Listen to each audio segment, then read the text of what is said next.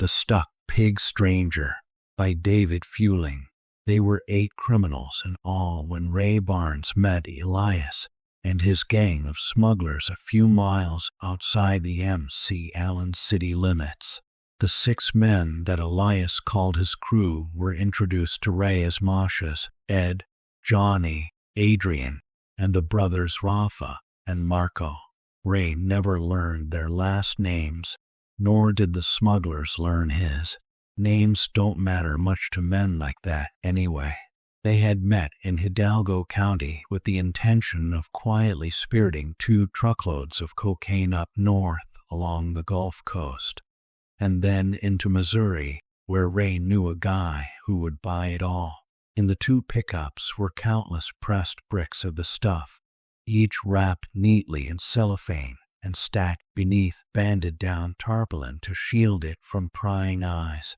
Elias was high when Ray arrived, and his eyes were wild and hollow as Ray reached out to shake his hand. "We've had some real nasty trouble this trip," Elias said. He was still looking all around him, and at nothing in particular when he took Ray's hand and gripped it hard in his own. "Things need to start going smooth, okay, Ray? If not, I'm liable to start losing my cool." The 8 drove north until it was dark, and then set up camp in the sparseness of the wild prairie. There was not another soul for miles, and if someone does come sniffing around, said Elias, we can just put them in the ground. He had been maintaining his cocaine high for hours, sniffing and snorting from the edge of a boot knife as he rambled and monologued to the other men. Look around. He had been stalking around the campsite while Ray and the others helped to prepare a fire pit, and now he shot his hands upward in a grandiose gesture. He was taking the prairie into his arms, plenty of ground to put people in. He paused, anticipating a roar of laughter from his men that never came. It was clear to Ray that Elias was the only one enjoying himself that evening. When the fire was ready, Johnny prepared a meal for the group. Eventually some thin stew was doled out, and the men began to eat. "Look," said Rafa. He was fishing with his spoon to bring a piece of something solid up from the broth. He had been leaning against one of the trucks while he ate, and now paced towards his brother Marco to show him the hunk of flesh. Marco was seated by the fire and turned to face Rafa as he approached. "Johnny put some chicken gizzard in it," Rafa continued, still approaching with the spoon held high so it would catch the fire's illumination. "Remember how Ma used to dice up chicken gizzard for soup?"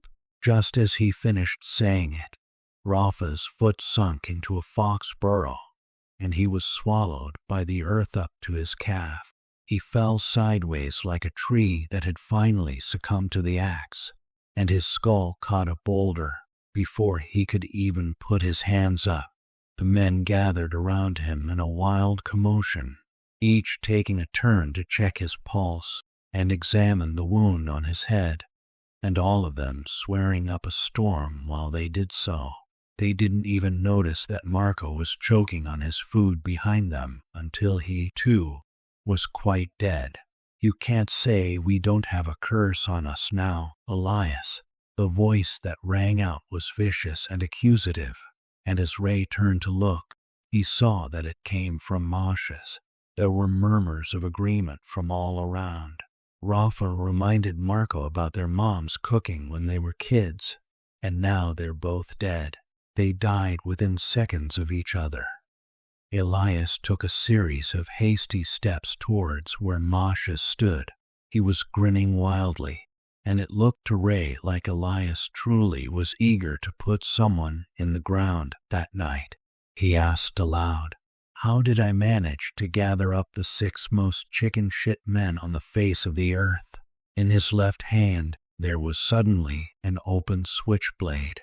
It had been retrieved and opened in half a second from his pocket, and was now angled at Moshe's belly. He held it out between them until he was sure Moshes was frightened then turned and marched towards the pickup parked a short distance away. Elias drove the blade into a fresh brick of cocaine, cutting straight through the tarp and cellophane to get to the powder beneath. The knife came out dusted with white, and Elias licked it clean. His face grew colder, even more severe than it had been before. Superstitious children, that's what you are, crying all day and night about curses and bad dreams. His manic eyes shot all around and finally settled on Ray. Can you believe that I have to deal with this shit, man? Ray's blood ran cold, and he did not know what to say. These morons get a few nightmares, and suddenly we are all supposed to be cursed. People die. They die all the time, especially people who can't stand on their own two legs or chew their own damn food. Elias kicked Marco's lifeless body hard in the ribs. It was enough to roll the slumped-over corpse onto its back, revealing to all how his face had gone a dark purple and how the capillaries had burst in his bugged-out eyes. If you didn't believe in the curse, then you'd stop bumping coke all day and all night. It was Masha's again, who had mustered the courage to speak. To Ray, Masha's looked like a man standing before a firing squad. He stared with the conviction of someone who was quietly ready to die. If you really weren't afraid, you'd let yourself sleep at night.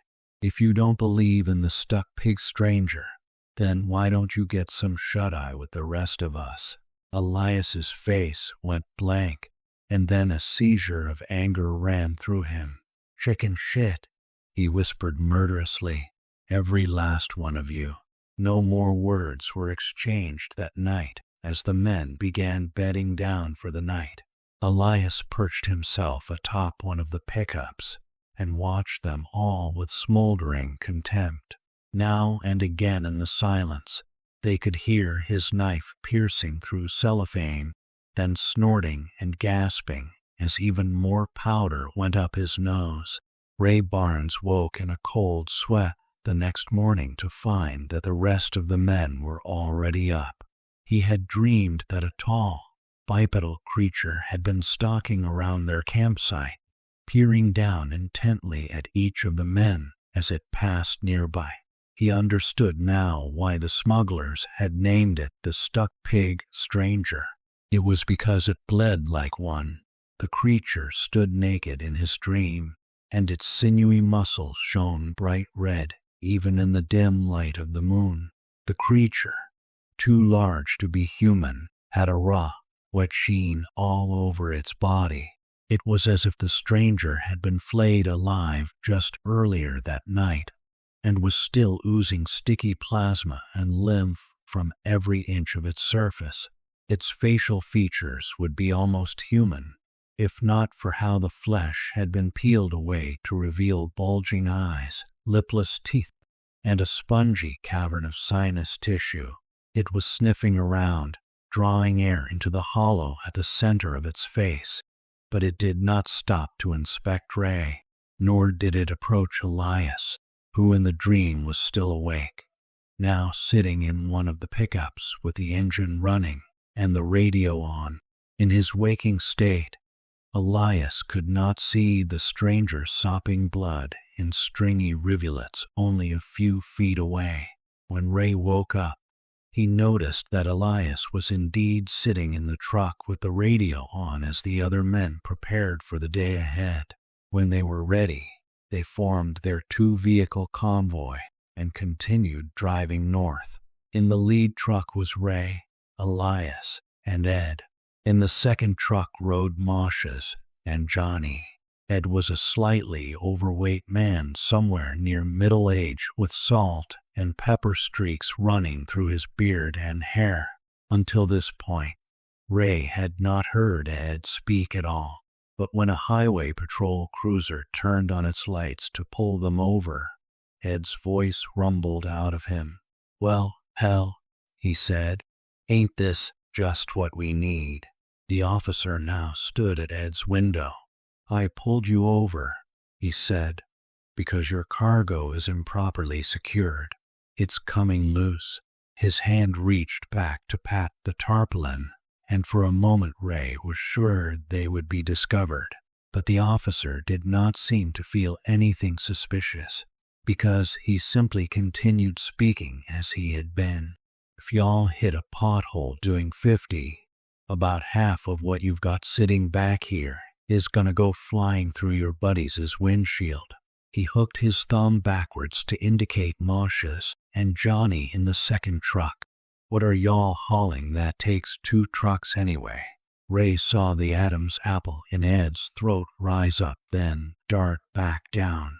He licked his lips and then said, "Produce. Farmers market up in Corpus Christi starts around 4. Thanks very much, officer. We'll get it squared away before we go any further." "See that you do." The officer tipped his hat and smiled. "Have a nice day, boys, and a safe trip." After his cruiser was out of sight, the men allowed themselves to relax. "Shit," said Ray. "That was a pretty close call." "Sure enough," nodded Ed. "For a second there, I thought my last sight here on Earth was gonna be a jail cell. I thought for sure I'd never get to see." Ed hiccuped, then burped deeply and gurgled like he was going to vomit. The next thing anyone knew, blood was pouring from his mouth and his nose. It was welling up faster than he could spit it out, and within seconds he was unconscious.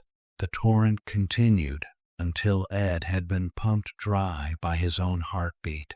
"Fat Porker just popped his best ulcer," said Elias. "Figures." The 4 men that were left abandoned the body and continued on, just like they had with the others. But they couldn't drive Ed's truck much further without guaranteeing that they would be caught. The interior was soaked in so much blood that the smell and splatter of the dead man's insides could never be washed away. They took a detour towards the Gulf and found an inlet where they washed their bodies and changed their clothes. The ruined truck, cargo and all, was pushed into the water to cover their tracks. The plan, they reasoned, was that at least half of the coke might still make it to Arkansas undetected. When they were finished, Elias told them all how it would be. "Moshe's, Johnny, and I are going to take the truck we still have to the next campsite. Adrian and Ray are gonna walk into town for supplies, then meet us there." No one protested. Elias moved very close to Ray and whispered into his face, "Make sure you meet up with us again by nightfall, new guy, or I'll make sure to come find you." Ray wondered how many days in a row Elias had avoided sleep exactly, and whether his stimulant mania had progressed to full psychosis. Once he and Adrian were walking towards town alone, Ray began to ask questions about Elias and the stuck pig stranger. Adrian looked tired, like a man waiting for the wind to come and blow him over, but he told Ray everything he wanted to know. "We weren't just moving coke when all this started. We were supposed to get some people into the States too, but they started to become a liability, and eventually Elias just said, 'Shit, let's just leave 'em out here to die.' We already had their money, so to Elias it was all the same. We dumped them in the desert and just told them to stay put and count to 500, or else get shot as we were leaving." Adrian took a deep breath, then continued. Ray could hear that his voice was now beginning to quake. "Everyone's crying and begging us not to do it. Everyone except for this one old lady. She's just murmuring to herself instead. She's reciting something under her breath. She's calm as an autumn day while she does it." Elias gets in her face and asks her what her problem is. She comes out of this weird kind of trance she's in and looks him square in eye. She says, "By letting us die like this, You have chosen to wear inhumanity like a mask over your heart. Now, may you never take it off. The moment your heart feels tenderness again, each of you is condemned to die. Elias just laughed, spit in her face, and we left. But ever since that day, whenever one of us thinks about our family, or about our childhoods, or about our hopes for the future, well, he drops dead. If my mind wanders towards something sentimental, I have to fight it or I'm done for. Just like that. Adrian snapped his fingers. It'll happen to each of us. Maybe it'll happen to you too, now that you're with us. I sure as hell don't know. But if the curse spreads... Adrian looked for a moment as if he might cry, but then instead simply spat in the dirt and willed his face to harden again.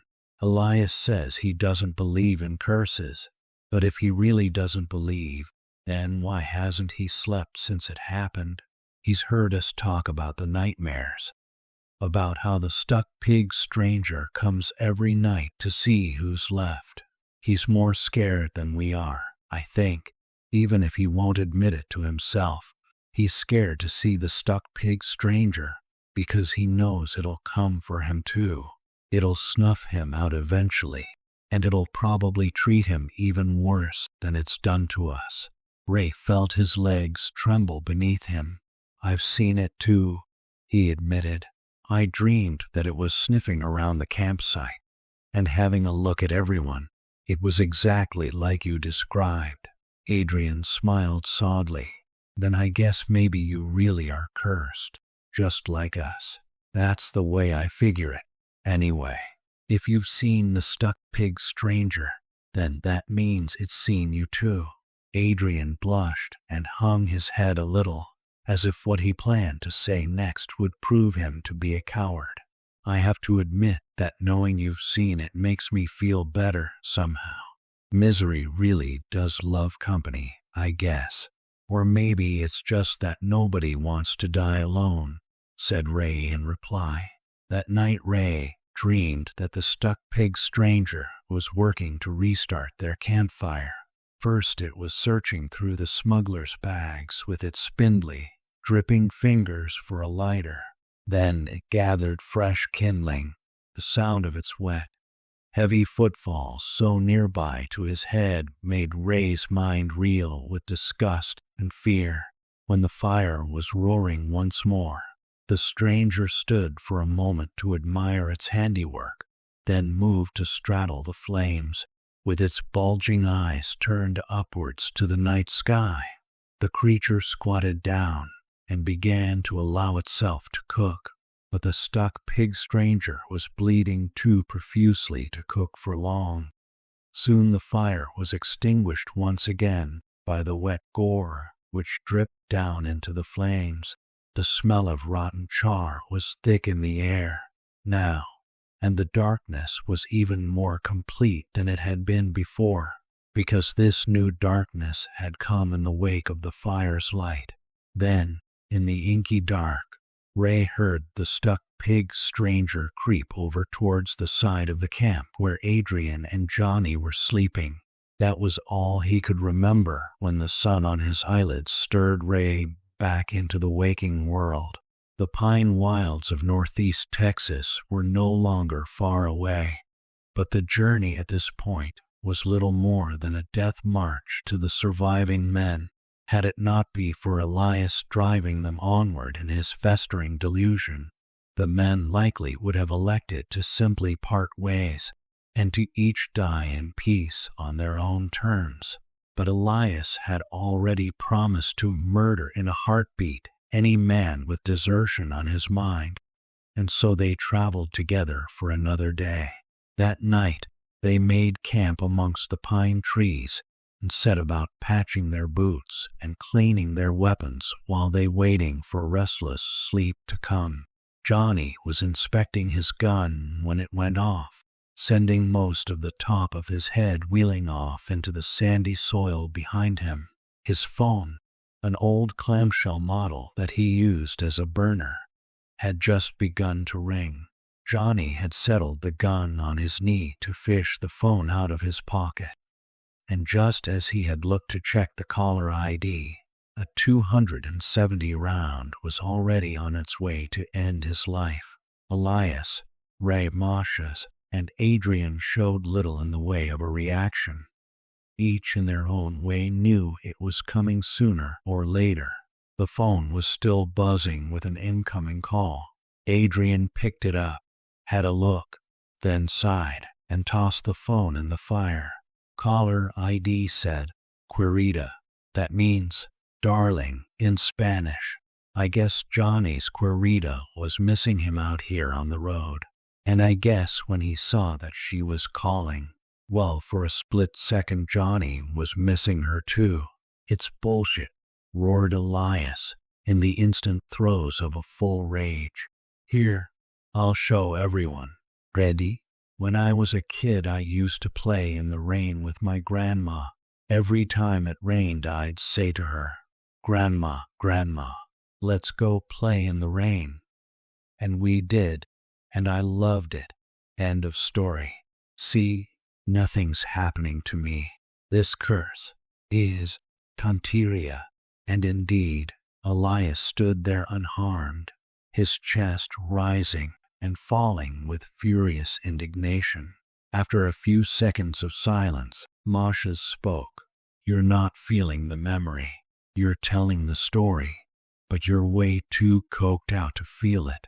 Say that stuff again after you come down, and it'll be a different story. But you won't come down until you absolutely have to. Right, Elias? You won't come down because it's the only thing keeping you alive.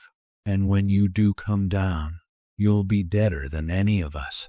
You'll be deader than Johnny is right here, with his brain already in the dirt." Even Elias made a move like he was going to wring Moshe's neck, but Moshes was closer to Johnny and snatched up the dead man's gun. "If you're willing to get shot right here," Moshes said, "then maybe you've finally admitted to yourself this curse is real." Elias deflated, but his eyes still burned with murderous, bloodshot fury. "The curse doesn't exist, you little freak," Elias said. "I'm gonna live forever, and I'm not gonna risk it over you idiots tonight." He backed down, but even after the moment of tension had passed, no one felt much like sleeping, and so each man occupied himself alone while they waited together for the sun to rise. Still, behind the trees obscured as they were in darkness, Ray sensed that the stuck pig stranger was near.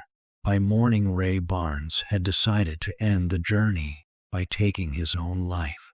They were drinking coffee together in the reddish dawn of the day when Ray's courage had been built up enough for him to begin.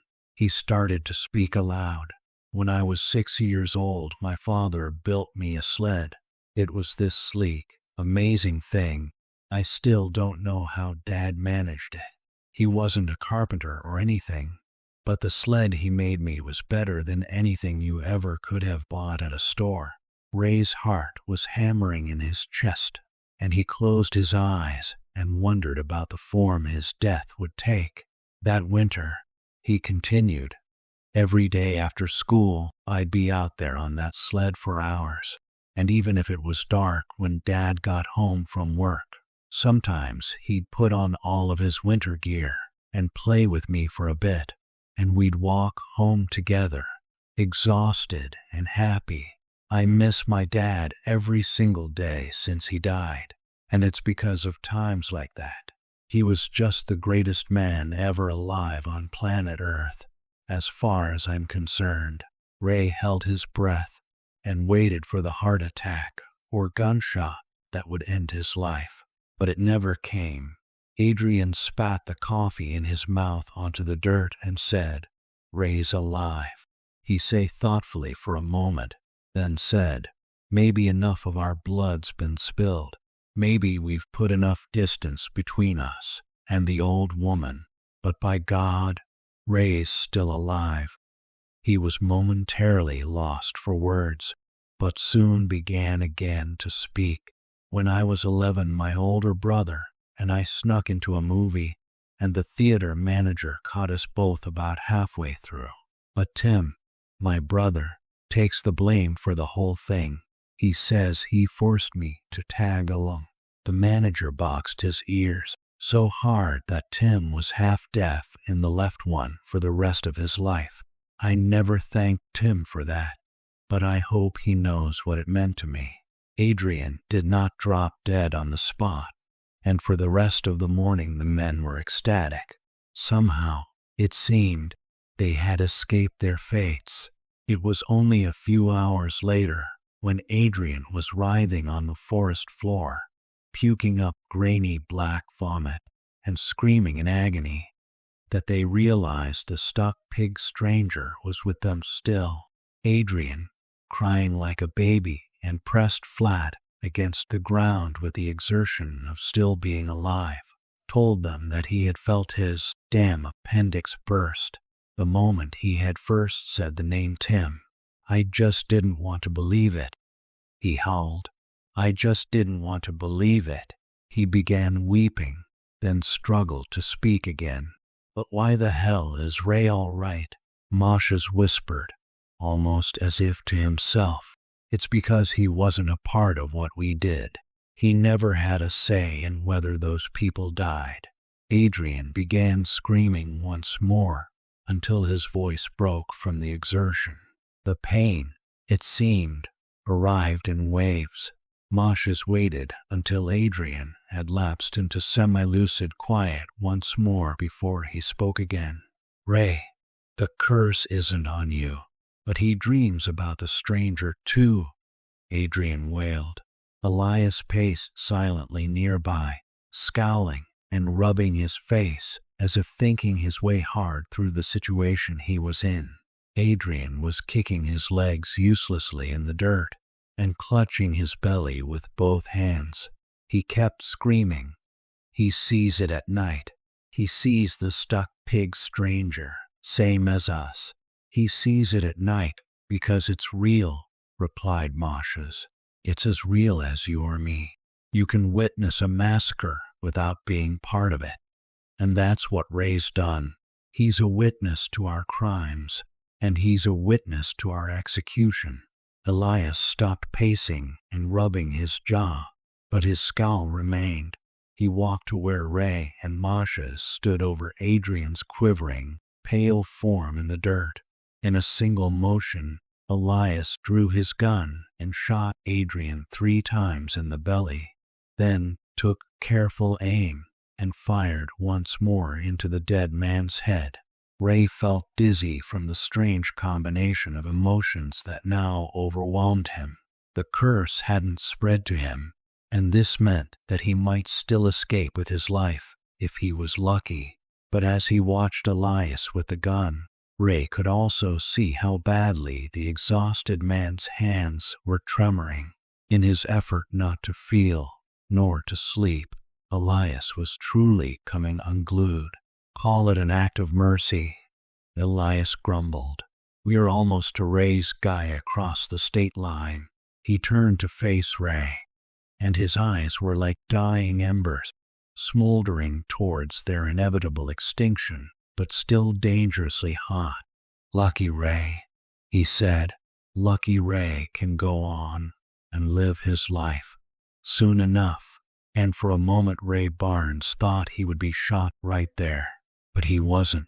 The 3 men continued on. Elias was strung out to the point of being on death's door. At least Moshes had been sleeping at night and harbored no delusions about the situation he was in.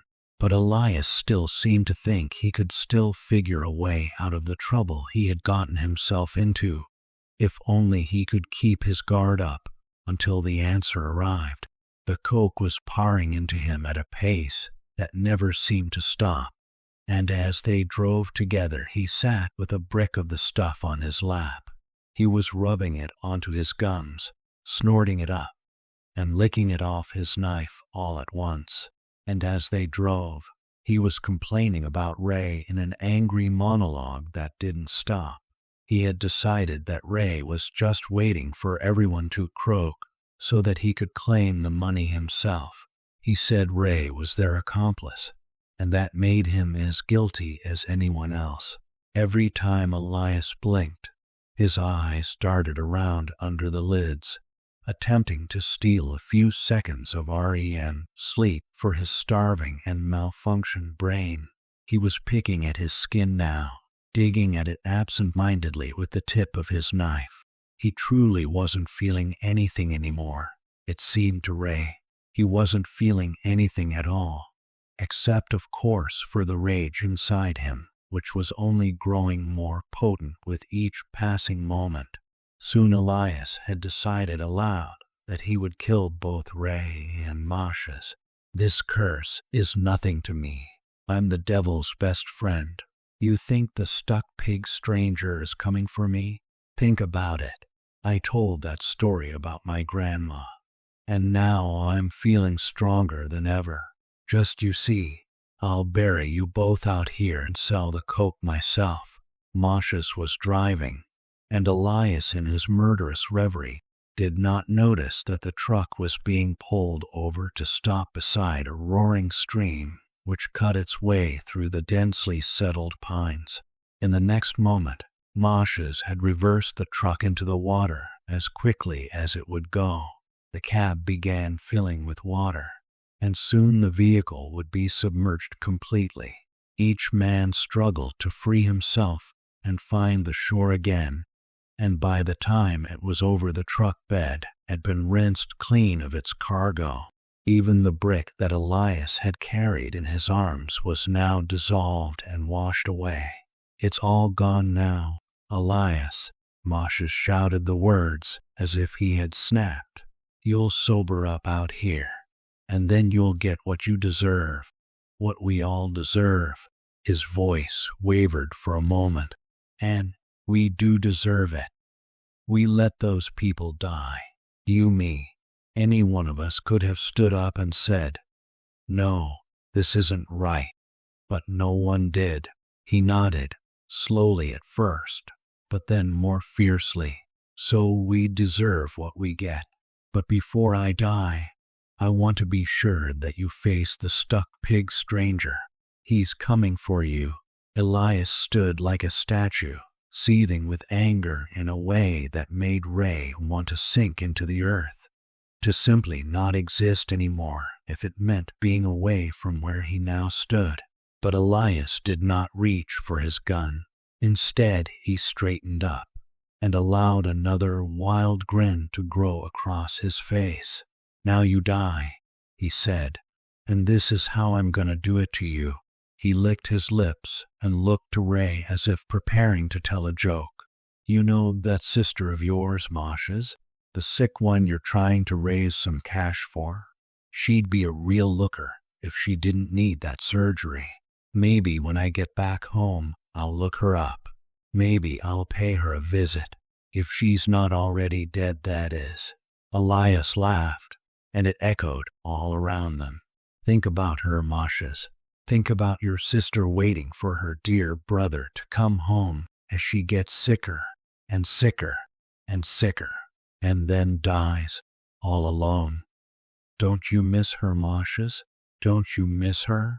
Masha's was still standing on the bank of the stream and stared back with silent conviction into the dying coals that were Elias's eyes.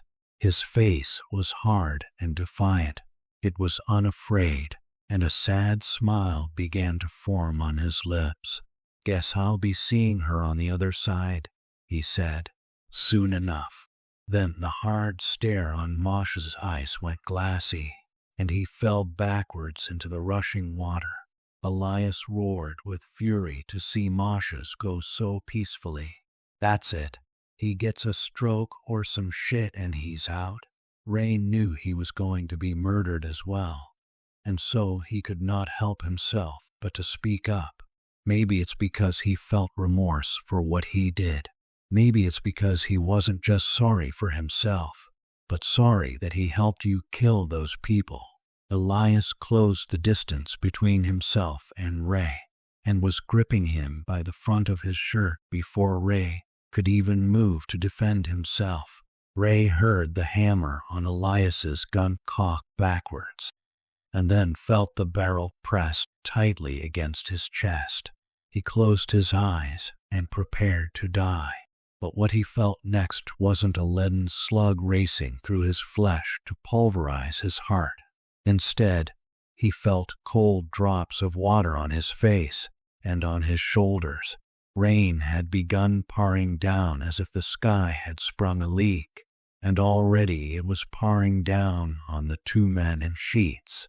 Ray felt Elias's grip on his shirt loosen, and he opened his eyes to see what had happened.